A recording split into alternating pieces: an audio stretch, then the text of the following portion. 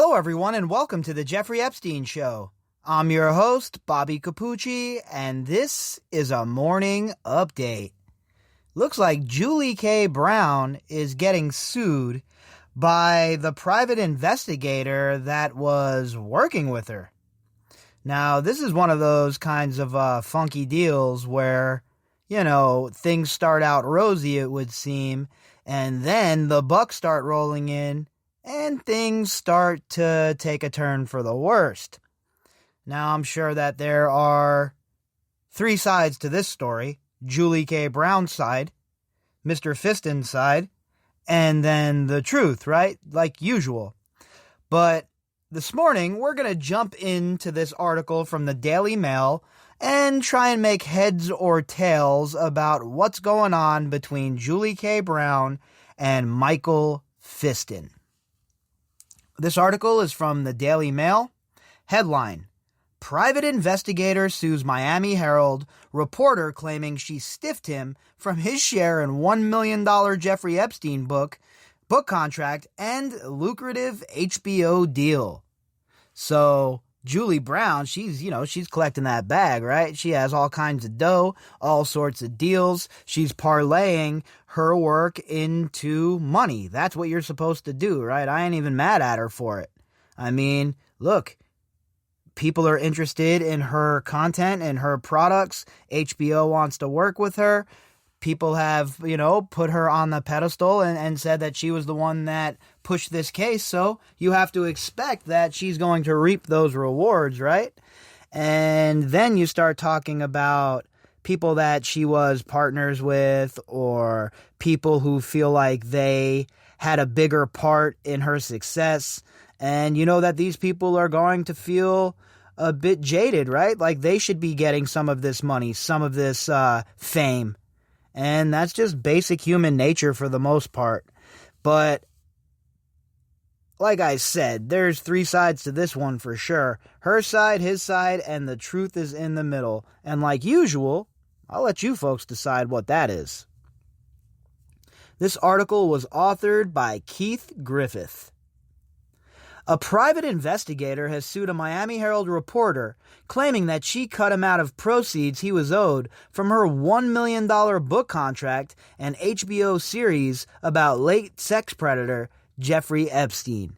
Now, I'm usually pumped about HBO series. They usually do a really good job, right? A lot of good documentary work has gone on at HBO. Recently, I just watched a documentary, recently meaning last night, about this amusement park, and how there was like all these like issues with like people dying, people get hurt. It was called Class Action Park, and all these people getting hurt and dying and all these lawsuits, and it was pretty fantastic work, right? HBO usually does a good job with stuff like this, but I wonder what ground they're going to cover at this point. Everything Julie K. Brown has talked about, all the vanilla stuff she has talked about, has already been put into the public sphere. So is HBO just going to regurgitate stuff that we already heard on Netflix or that we have read elsewhere? Or are they going to be groundbreaking and really try and get to the bottom of all of this?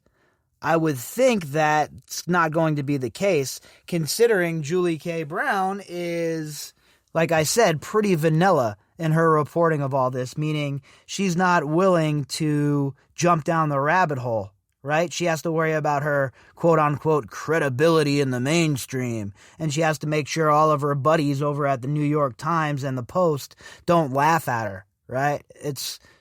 She doesn't want to take the chance of not getting these $1 million contracts, so she'll just, be very vanilla in her reporting. And that's fine. We need that. There's no doubt about it. But my question is, what is HBO going to do with that kind of reporting? Are they going to have anything groundbreaking? Are they going to just use the stuff we already know and try and capitalize and make money on it? Pretty interested to see which way it goes. Gumshoe Michael Fisten filed a claim in arbitration court on Tuesday against reporter Julie K. Brown, accusing her of violating a profit-sharing collaboration agreement, the Herald reported. So, again, I'm sure that they had some sort of agreement in place. Is it what Michael Fisten says it was? I don't know. I wasn't there, but probably not everything he says it was. At the same time, I'm sure Julie K. Brown is playing loose with the truth here, too. What, she wants to get clipped for some of this money on the back end? Or does she want to pocket the extra $300,000? Come on, man. She wants to pocket that $300,000. And if she can find my favorite word these days, I guess, a technicality or a loophole to cut Fisten out of the deal and make sure he doesn't wet his beak, well, she's going to make that move 10 out of 10 times, right? Brown's lucrative book deal and TV deal stem from the reporting she did for the newspaper's award-winning series, but she went on leave to work on the book, and the Herald says the issue is a private contract dispute. So the Herald's like, hey, look, Julie K. Brown, we got you. We got your back, way back. This is a private dispute. Leave us out of it. McClatchy's like, nah, we don't even have enough money to print papers at this point. We can't get involved in this legal dispute. So Julie K. Brown's left out in the wind here. Her company, the Miami Herald, is saying, look, she was on leave. Whatever issue she has, that's a personal beef, and she's going to have to cook that. We want nothing to do with it. In his suit, retired police detective Fisten claims that he and Brown signed an agreement in May 2019 that she subsequently reneged on. Well, if you have a signed agreement, then you should be able to produce those documents, right? And if that's the case, it should be a open and shut kind of deal. If you have the receipts to prove that you were engaged in a business dealing with somebody and they didn't live up to their end of the bargain, well, yeah, you're going to be able to make a move. You're going to be able to parlay that into probably a victory in court, right? But the question is, do you have that contract? According to the complaint, Brown signed a $1 million contract for her book on Epstein with HarperCollins last year and subsequently split a $300,000 initial payment with Fisten. All right, so she didn't completely bone him, right? She didn't pull a Johnny Bananas and take all the dough. What she did was she chopped up this initial payment. She gave him $150,000. She kept $150,000. But according to Fisten, that wasn't the terms of the agreement. And while the 150,000 racks is nice, I'm sure there's a lot more in the kitty. And once your greed gets perked, well, you're getting led around by it. And Mr. Fisten probably has a legitimate claim here if he did have a contract, right? I mean, again, it's all going to come down to the legalese like usual. He said, she said's all fine and well for us to discuss, but it doesn't mean jack and shit in the courtroom. So he better have the documentation to back all of this up, or I wouldn't be surprised to see legal action from Julie Brown as well. Brown's attorney, Jeff Son, denies that Fisten is owed anything from the HBO deal and says that the private attorney's lawsuit is built on smoke and mirrors. This is a simple contract dispute, period, Son told the Herald. So, again, it's about a contract, right? He's saying that she's in breach. She's saying that she's not. And they're going to have to come to some middle ground or it's going to go to trial. Now, my guess would be that it's probably more cost efficient for her to settle out of court with this guy. And if I was her, that's certainly the route I would be looking at. Why burn through money to go to a trial where you're going to end up having to pay this dude out dough anyway? You might as well just give him some money. It's not like this is a criminal case or anything like that where you're going to be maligned, right? All right, look, you got in a business deal, shit went south. Happens all the time. I'm certainly not going to judge anybody on a bad business deal that goes south like this, right? Can't do that. That's ridiculous. But at the same time, you're going to have to live by whatever contract you signed, right? If she did sign this contract, on the other hand, and she's trying to renege and get out of the contract, well, it just, again, throws a spotlight on her and makes her look like a scuzzball.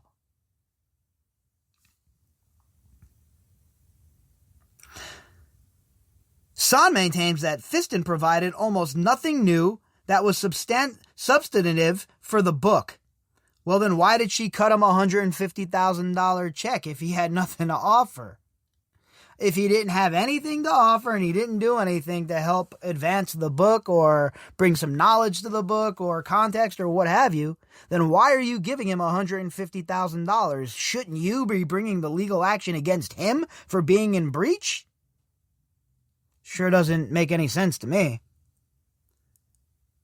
Brown worked on the Herald's groundbreaking series, also titled Perversion of Justice, that blew the lid off Epstein's sweetheart deal with federal prosecutors in 2006. The series helped prompt a renewed investigation, which led to Epstein's arrest by the FBI in 2019. And again, I've mentioned this before, that's a problem unto itself. The fact that we needed an investigation to kick the FBI into gear to take down Jeffrey Epstein is all of the slap in the face you need to see. Because it just goes to show you how terrible the FBI has become at their job. Epstein, who prosecutors say sex trafficked dozens of underage girls for years, died in federal custody last year in what was ruled a suicide. Fisten is a retired sergeant with the Miami-Dade Police Department and began investigating Epstein's crimes in 2009. And he was in the Netflix series. A lot of clips of him talking. He had himself a nice little run in that Netflix series for sure. And there was nobody disputing that he added anything to the conversation then. Now, all of a sudden, though, Julie K. Brown's lawyer is saying, hey, this guy didn't add shit. He got $150,000. He didn't do any work. So, for me, that's not enough. I don't think I could buy that line there. But again, like I said, we don't know what's what. Is there a contract? Isn't there? Has it been produced? Is it going to, like I said, I highly doubt this will even go to discovery or trial. Pretty sure that Julie K. Brown will end up settling with Mr. Fisten, and he'll walk away with a decent chunk of change.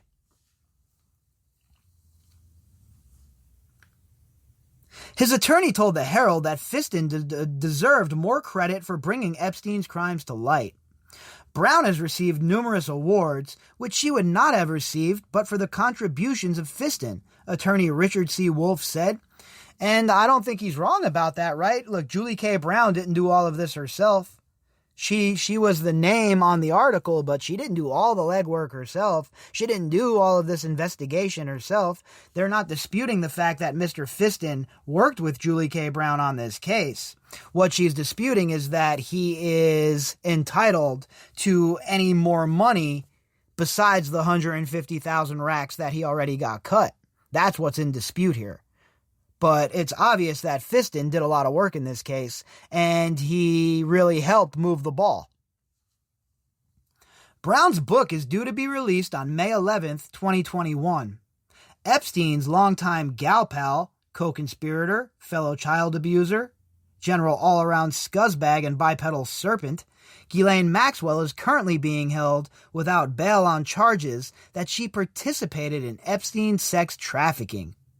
In a Manhattan federal court filing on Wednesday, federal prosecutors said Maxwell is expected to file a renewed application for bail. Maxwell has been charged with 6 federal counts, including enticement of minors, sex trafficking, and perjury. She was arrested in June and has been in the Brooklyn Detention Center since July, ahead of her July 14th, 2021 trial. She has pleaded not guilty. And we were talking earlier about how she petitioned the court for a private hearing about her bail due to new sensitive material they'd like to bring forward. And that was denied. She's going to have to make that argument in front of the public. She's not going to get out of this one.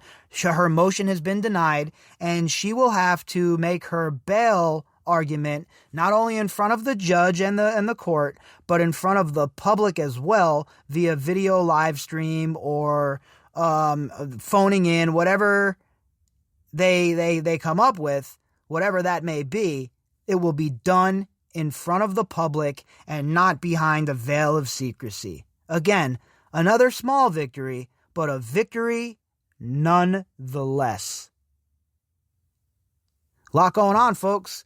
Just had the 11th Circuit Court had their hearing. They're going to render their decision whenever they decide they're going to render their decision.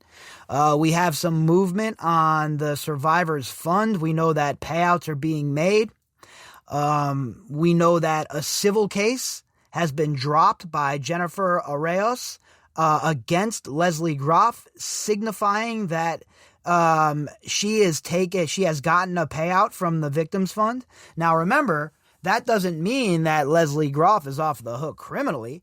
It just means as part of the agreement within the structure of the fund that she had to drop all civil cases against Epstein's associates or anyone who has worked for Epstein in the past. So I saw some people freaking out thinking that, that was the end of it for Groff, but it most certainly is not. And it's certainly no vindication of her, as she asserted. It's just simply a part of the procedurals as far as getting a payment from the compensation fund. So Leslie Groff most certainly is not out of legal jeopardy. Nowhere near. All right, folks, if you'd like to contact me, you can do that at bobbycapucci@protonmail.com. That's BOBBYCAPUCCI@protonmail.com. You can also find me on Twitter at BOBBY_CAPUCCI. All of the links that go with this episode can be found in the description box. All right, folks, I'll be back later on tonight with the Daily Drop, and we'll pick up where we left off.